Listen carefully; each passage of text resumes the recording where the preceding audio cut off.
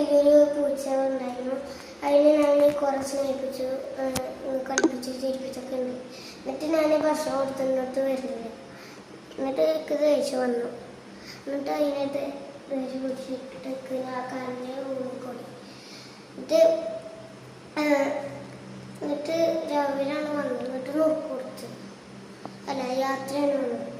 ഈ യാത്രയ്ക്ക് ഞാൻ നുറുക്ക് കൊടുത്തു. അപ്പോൾ എനിക്ക് ദേഷ്യം വന്ന് കുടിച്ചു.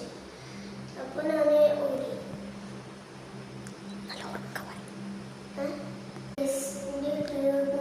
എൻ്റെ വീട്ടിൽ ഒരു പൂച്ച ഉണ്ടായിരുന്നു. ഞാൻ കളിച്ച് ചിരിപ്പിച്ച് മുറുക്കൊക്കെ കൊടുത്ത് ഭക്ഷണമൊക്കെ കഴിച്ചു. വെള്ളം മാത്രം കുടിച്ചില്ല. പിന്നെ കുറച്ച് ദിവസം കഴിഞ്ഞപ്പോൾ സ്കൂൾ തുറന്നപ്പോൾ എന്തൊക്കെ ഇങ്ങോട്ട് വരാറുണ്ടായിരുന്നു. ഇവിടുത്തെ വീട്ടിലൊക്കെ വരുന്നുണ്ടായിരുന്നു.